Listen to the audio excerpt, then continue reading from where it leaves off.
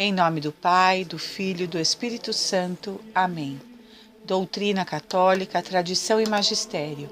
Meditação. São aqueles que fazem as novidades que estão no cisma.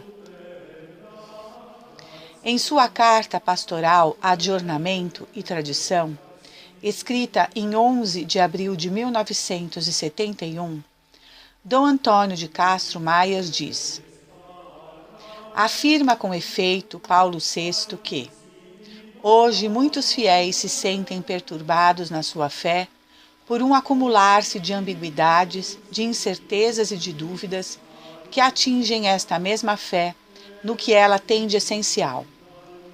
Estão neste caso os dogmas trinitário e cristológico, o mistério da Eucaristia e da presença real, a Igreja como instituição de salvação, o ministério sacerdotal no seio do povo de Deus, o valor da oração e dos sacramentos, as exigências morais que dimanam, por exemplo, da indissolubilidade do matrimônio ou do respeito pela vida. Mas, até a própria autoridade divina da Escritura chega a ser posta em dúvida em nome de uma desmitização radical, finaliza Paulo VI. Há, pois, entre os fiéis, um movimento de ação dupla convergente para a formação de uma nova igreja, que só pode ser uma nova falsa religião. De um lado, criam-se incertezas sobre os mistérios revelados, de outro, estrutura-se uma vida cristã ao sabor do espírito do século. Lendo as palavras do Papa, nós nos perguntamos: que ficou de intacto no cristianismo? Pois se não há certeza sobre o dogma trinitário, mistério fundamental da revelação cristã, se pairam ambiguidades sobre a pessoa adorável do homem-Deus Jesus Cristo, titubeia-se diante da Santíssima Eucaristia, se não se entende a Igreja como instituição de salvação, se não se sabe aqui o sacerdote entre os fiéis, nem há segurança das obrigações morais, se a oração não tem valor, nem a Sagrada Escritura, que há de cristianismo, de revelação cristã? Há uma verdadeira conspiração para demolir a Igreja. Como foi possível chegar-se a este estado de coisas? Deveria o concílio e, em consequência, o magistério eclesiástico, com o concurso dos teólogos, procurar aliar duas coisas: transmitir, sem engano ou diminuição, a doutrina revelada e fazer um esforço por apresentá-la de modo a ser recebida íntegra e pura pelos homens de nosso tempo. Entende-se pelos homens de espírito reto aqueles que se acham em atitude de sincera adesão a tudo o que é cristão, católico e apostólico. Portanto, pelos homens realmente desejosos de chegar à verdade, pois aos que preferem as máximas deste mundo e por isso rejeitam a cruz de Cristo, aplicam-se as palavras de São Paulo.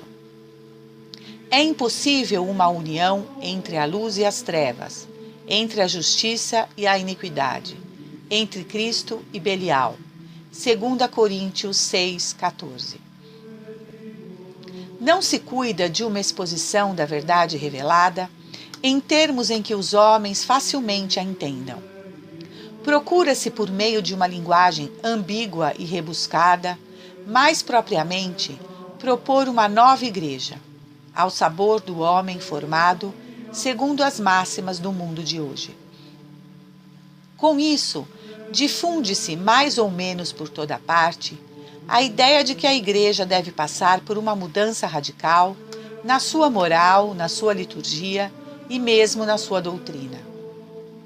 Nos escritos como no procedimento, aparecidos em meio católicos após o concílio, inculca-se a tese de que a Igreja tradicional, como existira até o Concílio Vaticano II, já não está à altura dos tempos modernos, de maneira que ela deve transformar-se totalmente. E uma observação rápida sobre o que se passa em meios católicos leva à persuasão de que realmente após o concílio existe uma nova igreja, essencialmente distinta daquela conhecida antes do Grande Sínodo como única igreja de Cristo. Com efeito, exalta-se como princípio absoluto, intangível, a dignidade humana, a cujos direitos submetem-se a verdade e o bem. Semelhante concepção inaugura a religião do homem. Faz esquecer a austeridade cristã e a bem-aventurança do céu. Nos costumes, o mesmo princípio ouvida a ascética cristã e tem toda a indulgência para o prazer, mesmo sensual, uma vez que na terra é que o homem há de buscar a sua plenitude. Na vida conjugal e familiar, a religião do homem enaltece o amor e sobrepõe o prazer ao dever, justificando a esse título os métodos anticoncepcionais, diminuindo a oposição ao divórcio e sendo favorável à homossexualidade e à coeducação, sem temer a sequela de desordens morais a ela inerentes, como consequência do pecado original. Na vida pública, a religião do homem não compreende a hierarquia e propugna o igualitarismo próprio da ideologia marxista e contrário ao ensinamento natural e revelado.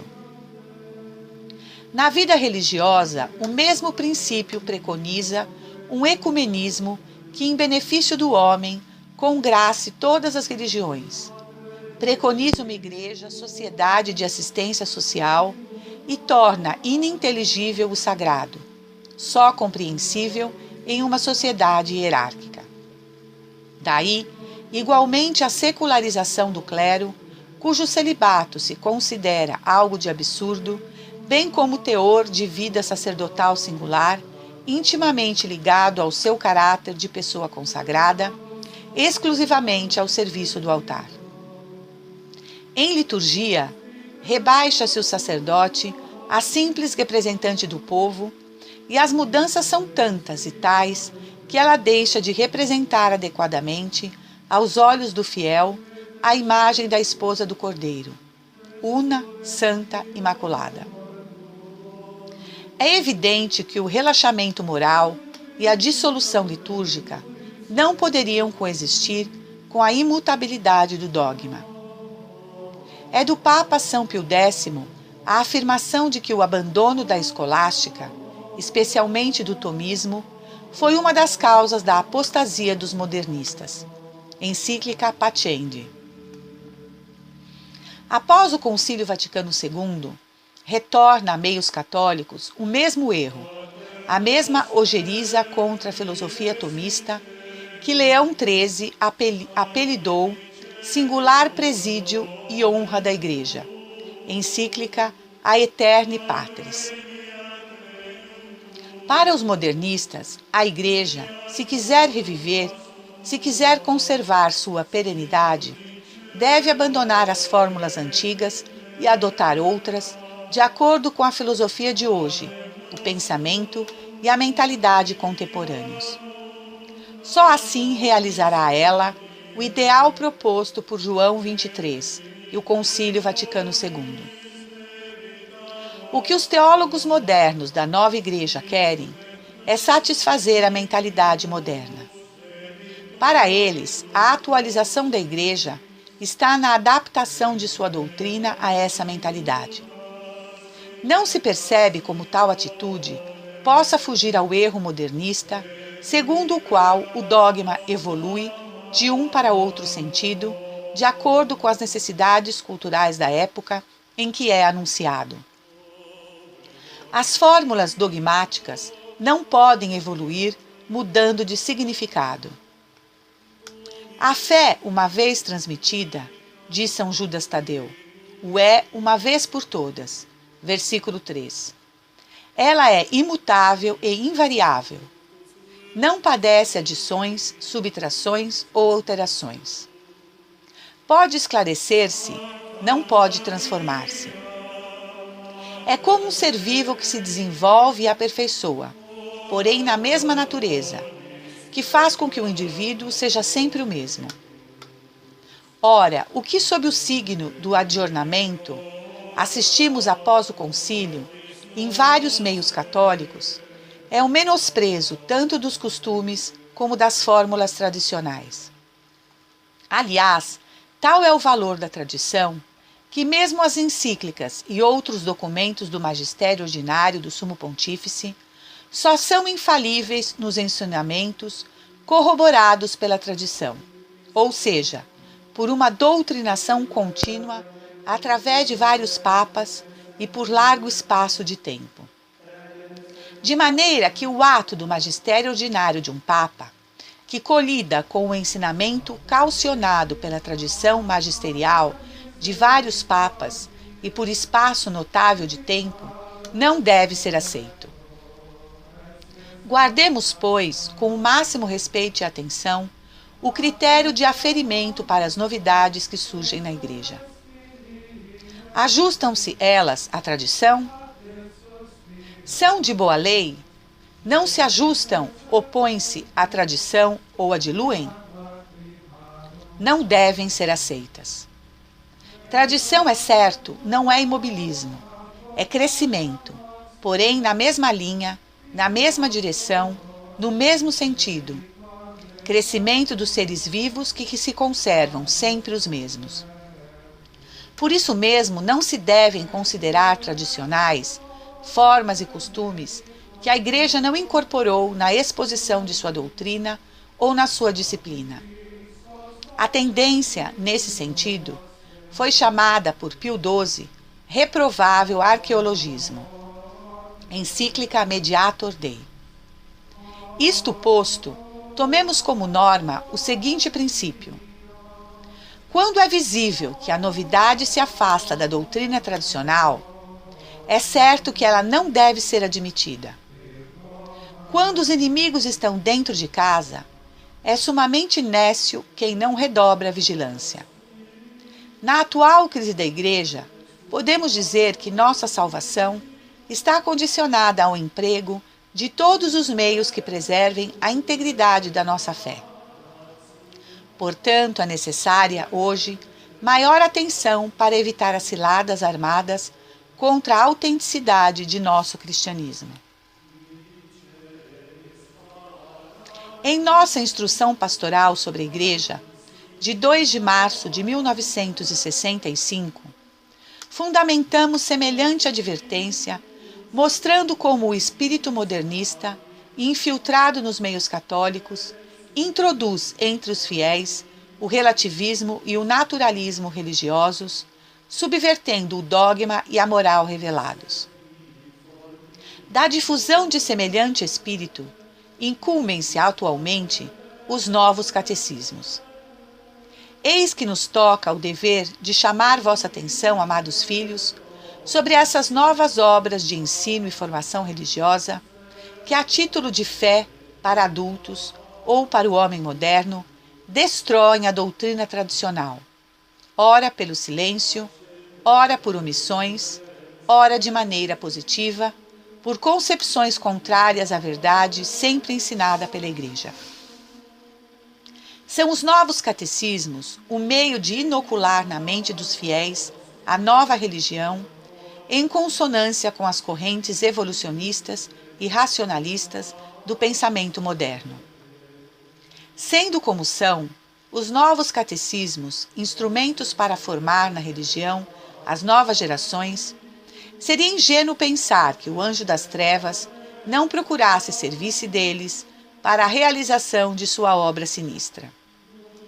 De fato, pois, objetivamente, os novos catecismos devem ser colocados entre os faustores da autodemolição da Igreja. Nunca é demais salientar a importância do catecismo. E, em consequência, nunca será excessivo alertar os fiéis contra os textos de catecismo que subvertem a religião de nosso Senhor Jesus Cristo.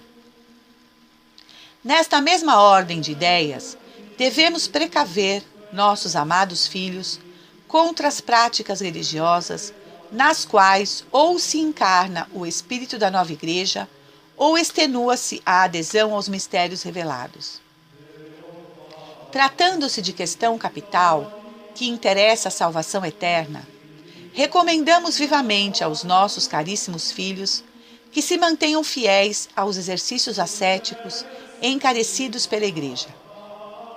Meditação, exame de consciência, atos de mortificação, visitas ao Santíssimo, confissão e comunhão frequente, oração contínua e, de modo especial, a reza cotidiana do terço de Nossa Senhora.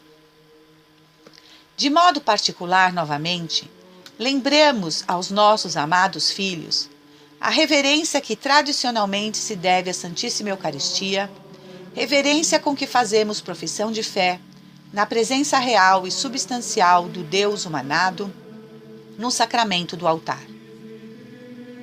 De acordo com o costume tradicional, que segundo a Sagrada Congregação do Culto Divino, onde existe, deve ser conservado, recebam os fiéis a Sagrada Comunhão sempre de joelhos e as senhoras e moças com a cabeça coberta. E jamais se aproximem dos santos sacramentos em veste que desdizem do respeito e reverência para com as coisas sagradas. Tenhamos sempre todo o respeito pelo lugar sagrado.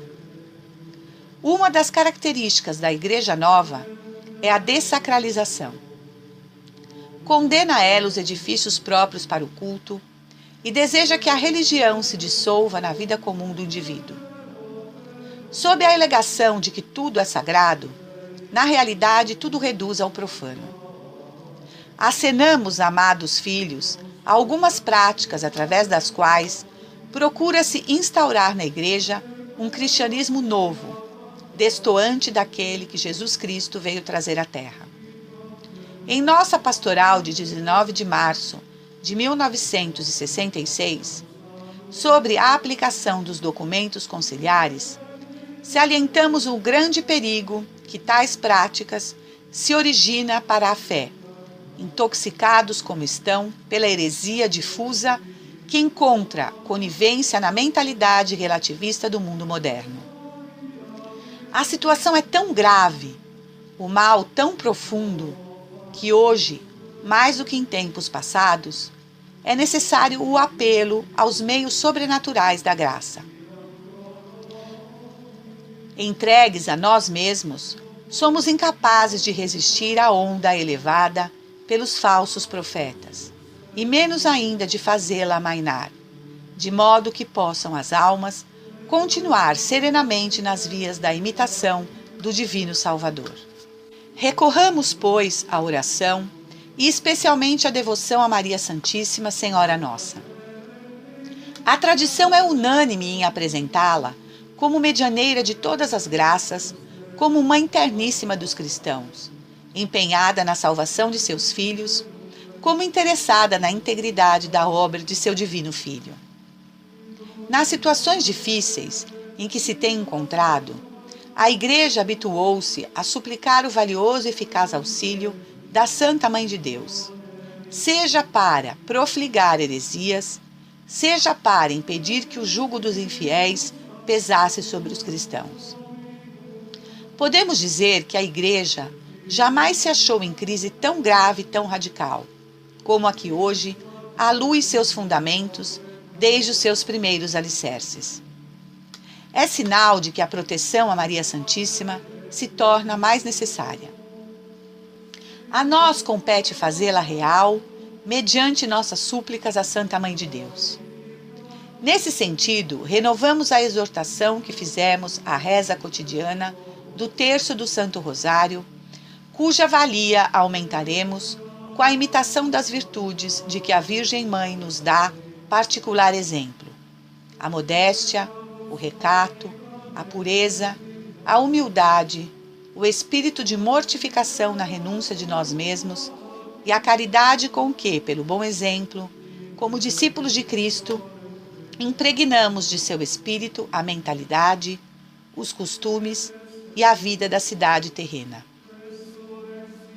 Confiamos que a proteção da Santa Mãe de Deus nos conservará a fidelidade à tradição na nossa profissão de fé e nas nossas práticas religiosas, como nos hábitos de nossa vida católica.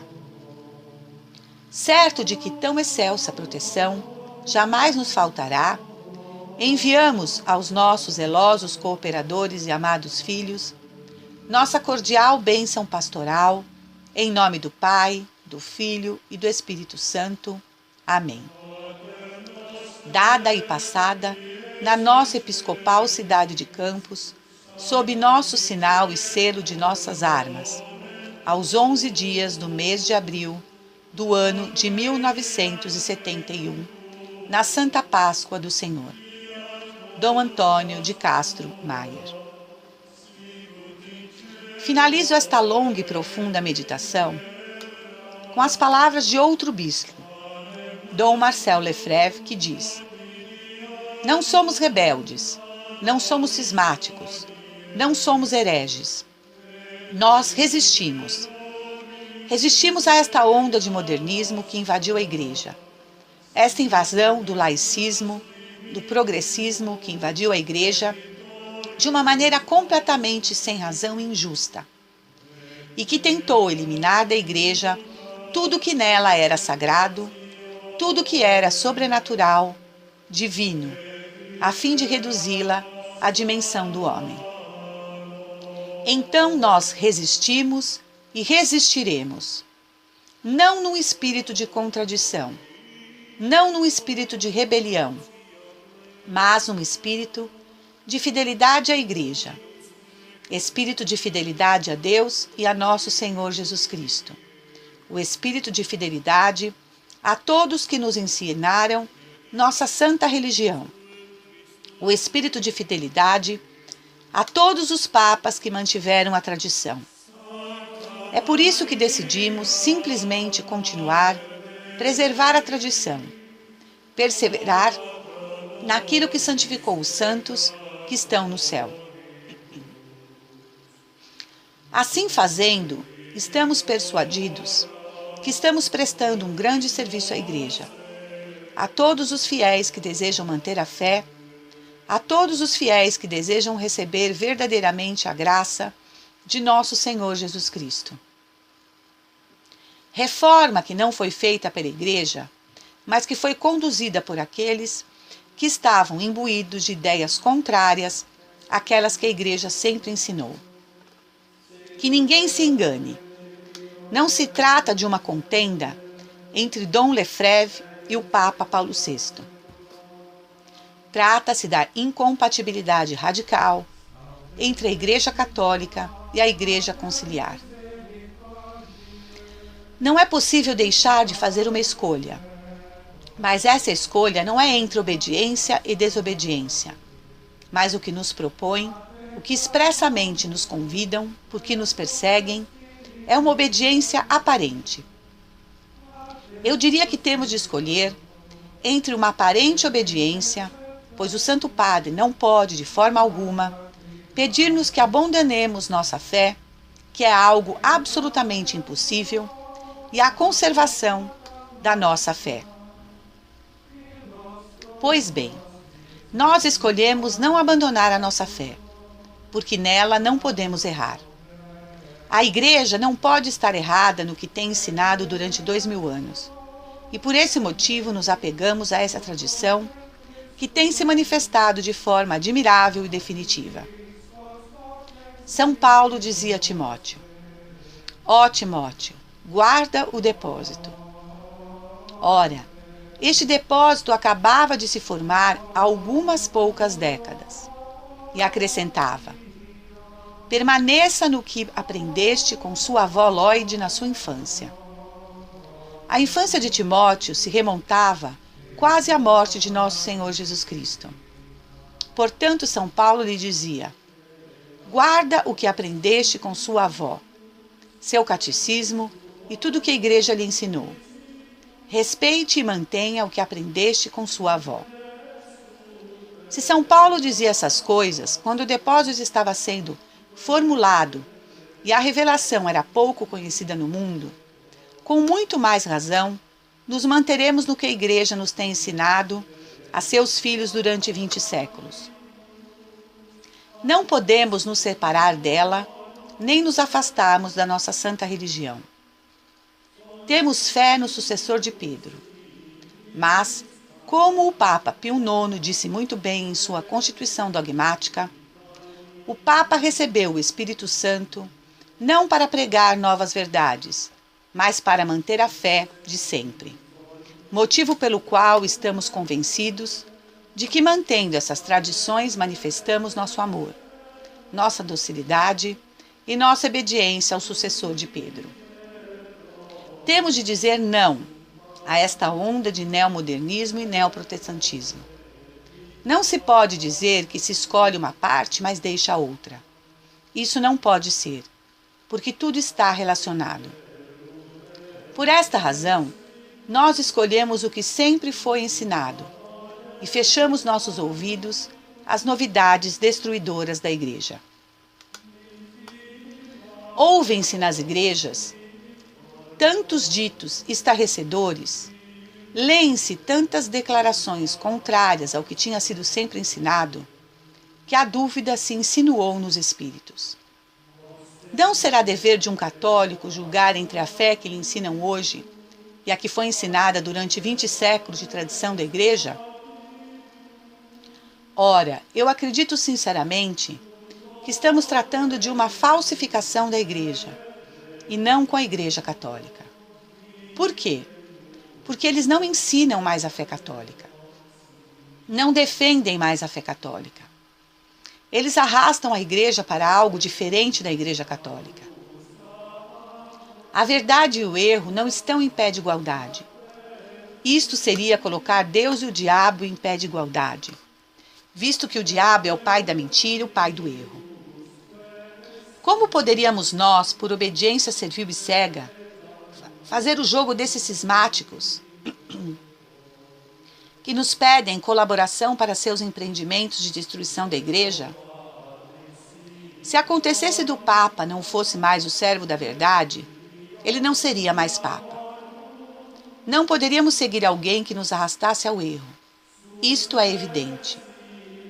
Não sou eu quem julga o Santo Padre, é a tradição. Para que o padre represente a Igreja e seja dela a imagem, é preciso que esteja unido a ela, tanto no espaço como no tempo, já que a Igreja é uma tradição viva na sua essência. Na medida em que o Papa se afastar desta tradição, estará se tornando cismático, terá rompido com a Igreja. Eis porque estamos prontos e submissos para aceitar tudo que for conforme a nossa fé católica, tal como foi ensinada durante 2000 anos, mas recusamos tudo que lhe é contrário. E é por isso que não estamos no cisma. Somos os continuadores da Igreja Católica. São aqueles que fazem as novidades que estão no cisma. Estou com 20 séculos de Igreja. Estou com tantos os santos do céu. Finaliza Dom Marcel Lefebvre. Louvado seja nosso Senhor Jesus Cristo. Salve Maria. Viva Cristo Rei. Senhor, dai-nos a fortaleza dos mártires. Em nome do Pai, do Filho e do Espírito Santo. Amém.